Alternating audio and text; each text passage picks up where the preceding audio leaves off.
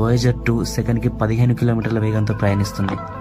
అలాగే 2018లో వోయేజర్ 2 కూడా మన సూర్యమండలం చుట్టూ ఉండే బుడగలాంటి నిర్మాణం అయిన హీలియోస్పియర్లోకి చేరుకుందని శాస్త్రీయ పరికరాల విశ్లేషణ మరియు సూచనల ద్వారా తెలుస్తుంది. హలో ఫ్రెండ్స్, ఎలా ఉన్నారు? ఎన్నో వేల సంవత్సరాల్లో మానవుడు నాగరికతను ఏర్పరచుకొని టెక్నాలజీతో అభివృద్ధి చెందుతూ ప్లానెట్ ఎర్త్ కాకుండా అసలు స్పేస్లో ఏముంది అని తెలుసుకోవడానికి ఎన్నో అంతరిక్ష నౌకలను పంపాడు.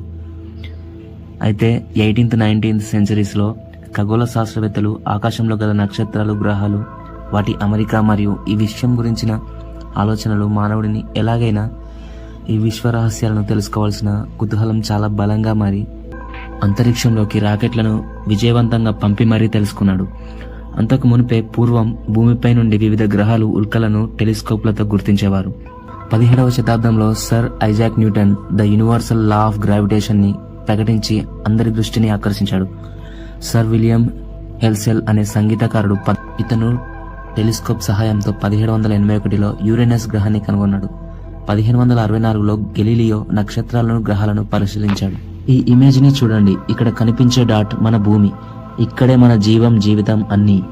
ఇది 40 ఆస్ట్రోనామికల్ యూనిట్స్ దూరం నుండి, అంటే దాదాపు 6 బిలియన్ కిలోమీటర్స్ దూరం నుండి తీసిన ఇమేజ్.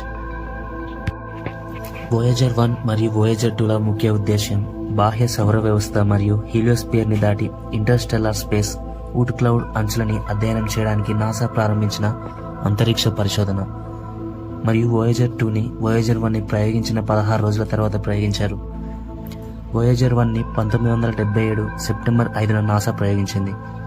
ఇది సౌర వ్యవస్థలోనే అతిపెద్ద గ్రహాలైన జూపిటర్ మరియు శాట్రన్ని చాలా దగ్గర నుండి అధ్యయనం చేసింది. 2012లో ఇది సోలార్ సిస్టమ్ని దాటి హీలియోస్పియర్లోకి ప్రవేశించింది.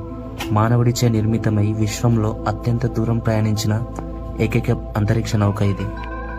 వోయేజర్ 1 సుమారుగా సెకండ్కి 17 కిలోమీటర్లు, అంటే గంటకి 61,200 కిలోమీటర్ల వేగంతో ప్రయాణిస్తుంది. వోయేజర్ 2 సెకండ్కి 15 కిలోమీటర్ల వేగంతో ప్రయాణిస్తుంది. అలాగే 2018లో వోయేజర్ 2 కూడా మన సూర్యమండలం చుట్టూ ఉండే బుడగలాంటి నిర్మాణం అయిన హీలియోస్పియర్లోకి చేరుకుందని శాస్త్రీయ పరికరాల విశ్లేషణ మరియు సూచనల ద్వారా తెలుస్తుంది. వోయేజర్ 2 అనేది మన సౌర వ్యవస్థలో 4 పెద్ద గ్రహాలైన gas giants Jupiter, Saturn, Uranus, Neptune గ్రహాలను అతి సమీప పరిధి నుండి అధ్యయనం చేసిన ఏకైక అంతరిక్ష నౌక. వోయేజర్ 1 ఊట్ క్లౌడ్ లోపలి అంచుని చేరుకోవడానికి దాదాపు మరో 300 సంవత్సరాలు పడుతుంది. ఈ క్లౌడ్ ని దాటడానికి 30,000 సంవత్సరాలు పడుతుంది. మన సోలార్ సిస్టమ్ కి దగ్గరగా ఉండే నక్షత్రం ఆల్ఫా సెంచరీ. అయితే 40,000 సంవత్సరాలలో ఈ వోయేజర్ 1 మన సూర్యుని కంటే ACT 793888 అనే నక్షత్రానికి దగ్గరలో ఉంటుంది. ఊట్ క్లౌడ్ లోపలి అంచు సూర్యుని నుండి 1000 ఆస్ట్రోనామికల్ యూనిట్స్ దూరం ఉంటే వెలుపలి అంచు దాదాపు 1,00,000 ఆస్ట్రోనామికల్ యూనిట్స్ దూరం వరకు ఉండవచ్చు. ఈ 2 ఉపగ్రహాలు సౌర వ్యవస్థ బయటి భాగాలను, హీలియోస్పియర్ ని, ఊట్ క్లౌడ్ మొదటి అంచు వరకు గల సౌర వ్యవస్థ అవధులను గురించి తెలపడంలో ముఖ్య పాత్ర వహించాయి. వీటి ఇంధనం అనేది హైడ్రోజైన్ మరియు radio isotope thermo electric generators యొక్క కాంబినేషన్ ఉంటుంది. వీటిల్లో ఉండేది ప్లూటోనియం యొక్క న్యూక్లియర్ ఫ్యూయల్. వోయేజర్ 1 ఫ్యూయల్ 2040 వరకు పనిచేస్తుంది. వోయేజర్ 2 యొక్క ఇంధనం 2034 వరకు పనిచేస్తుంది. ఆ తర్వాత ఇవి షట్ డౌన్ అయిపోయి డీప్ స్పేస్కి వెళ్ళిపోతాయి. ఎప్పుడైతే ఈ చిత్రాన్ని తీసిన తర్వాత ఇంటర్స్టెల్లార్లోని కొత్త చార్జ్డ్ పార్టికల్స్ ఎన్విరాన్మెంట్ని గుర్తించే పరికరాల కోసం పవర్ మరియు మెమొరీని ఆదా చేయడానికి కెమెరాలు ఆఫ్ చేయబడ్డాయి. Okay friends, and thanks for watching.